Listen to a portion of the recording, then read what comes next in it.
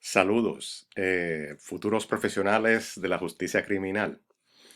Le habla el profesor Serrano y hoy les voy a dar una charla sobre un tema que se nos quedó cubrir en el taller número 3, que es la historia del common law. Por ahora le vamos a estar llamando derecho anglosajón porque es el sistema legal que proviene de Inglaterra. Así que, ¿cómo comienza todo esto? Pues tenemos que remontarnos al año 1066. Ahí sucede que el duque de Normandía de aquella época, que se llama Guillermo el Conquistador, eh, él entiende que tiene derecho al trono de Inglaterra e inicia una conquista donde él sale victorioso. Y en esa época, lo que predominaba antes del 1066 en Inglaterra era lo que se conoce como el derecho anglosajón antiguo, donde había un sistema que era implementado por los condados. Así que van a ver que hay o sea, es una peculiaridad del sistema inglés de aquella época, donde la comunidad era la que se encargaba de impartir la justicia.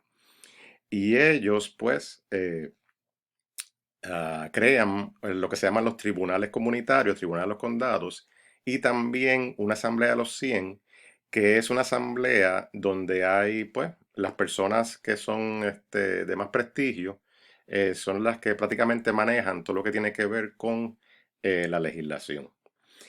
El problema que tenía este sistema es que la justicia no era uniforme, no había nada escrito y tampoco había lo que se conoce como uniformidad en los procedimientos que usaban las personas que iban a estar impartiendo justicia para adjudicar las controversias. Y obviamente tampoco en esta época va a haber una separación de los tribunales entre iglesia y tribunales como les conocemos, civiles. Así que cuando llega Guillermo el Conquistador, para poder establecer su dominio, él establece una estructura central dominante para poder mantener una administración uniforme dentro de, ¿verdad?, lo que había conquistado, que era la nación inglesa. Y lo primero que él hace es que abroga los derechos de propiedad de cada uno de las comunidades. Así que a partir del reinado de Guillermo, todos los derechos de propiedad y también todos los derechos de impartir justicia, pues son investidos en el monarca.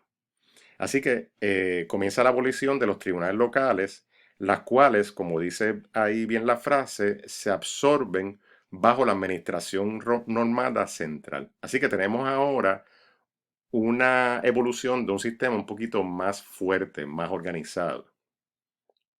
Así que bajo la administración de los normandos se crean unas cortes reales que todavía existen en Inglaterra. Por ejemplo, se crea lo que se llama el Tribunal del Exchequer.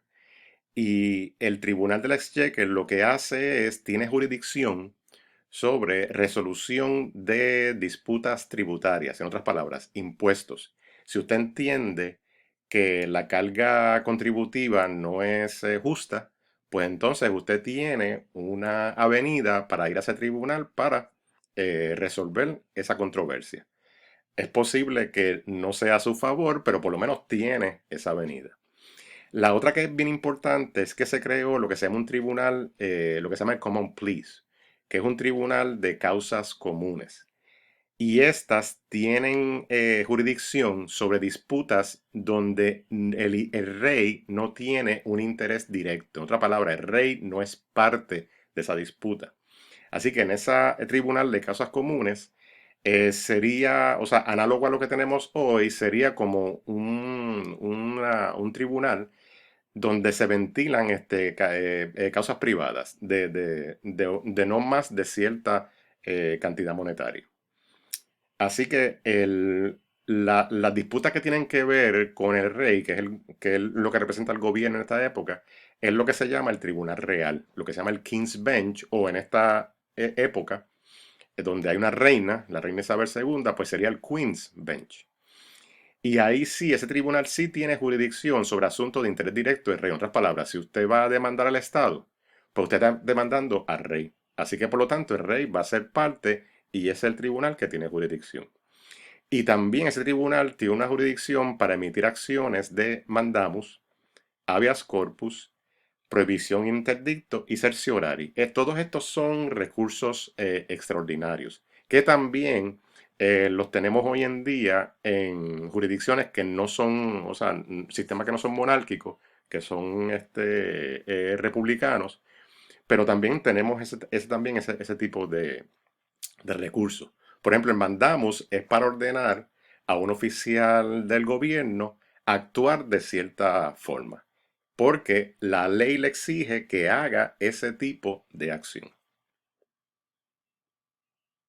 Bien, así que el sistema normando prácticamente era un sistema de administración central, pero tenía la peculiaridad de que era un sistema absolutista. En otras palabras, no había un impedimento del rey actuar como él quisiera. Así que, por ejemplo, el rey podía encarcelar a cualquiera sin ninguna causa justa. No tenía que, o sea, pedir permiso o justificar sus acciones. Así que en el 1215, bajo el reinado de Juan, hay una rebelión de los varones ingleses. Los varones ingleses son la nobleza en aquel momento.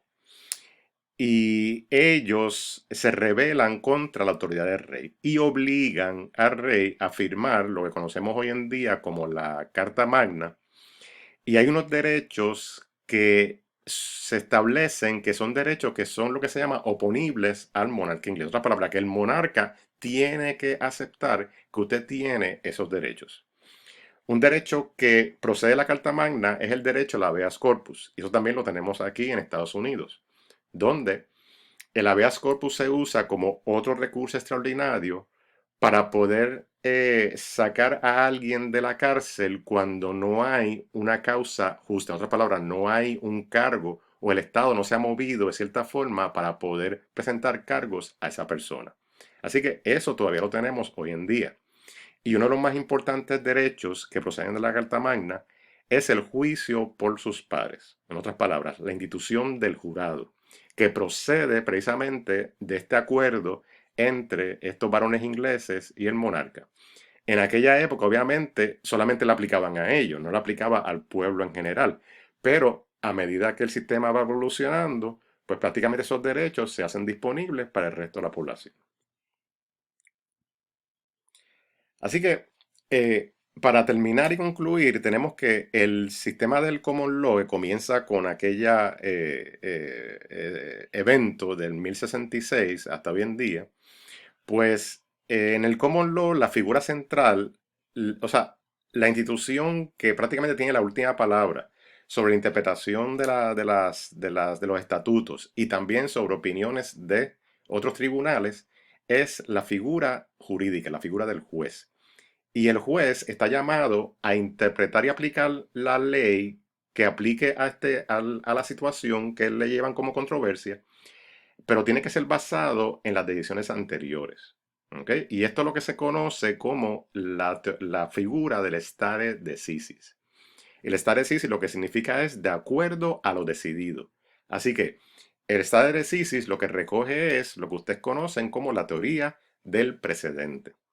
Así que cuando viene una situación ante un juez, el juez lo que tiene que hacer es repasar cómo esa situación otro juez anteriormente la ha decidido.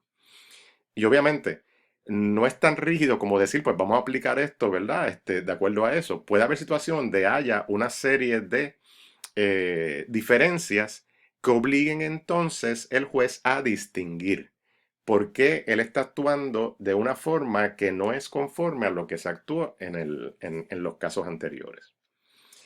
Otra cosa también que tienen que saber es que el sistema inglés, el sistema anglosajón del common law, también evolucionó como un sistema de adversarios, donde la fiscalía que presenta al Estado en un caso penal y el abogado defensor, pues son rivales. Esto es importante que lo entiendan porque a diferencia de el otro lado de la moneda, la otra cara de la moneda, que es el sistema civil europeo continental, pues no se da ese tipo de rivalidad. O sea, sino que tanto el fiscal como el abogado y el juez tratan de estar buscando la verdad. Así que en el sistema de common law, que es el sistema que impera en Estados Unidos, tanto el fiscal como el abogado, pues son rivales, o sea, son adversarios. Y la teoría es que la verdad va a ser el resultado del conflicto entre las partes. O sea que cada uno va a estar tratando de mover a ese jurado, a ese juez, a su posición. Y en ese, ¿verdad? En esa lucha es que entonces va a relucir la verdad. Eso es todo lo que tengo por ahora sobre la historia del common law. Es algo breve, conciso. Así que si tiene alguna duda o pregunta, por favor, me la puede hacer llegar a través del foro de discusión que abrí, que es un foro de discusión abierto, o también me la pueden llegar a través de email o a través de texto. Muy bien. Así que, por favor, manténgase saludables y nos veremos en el próximo taller. Saludos.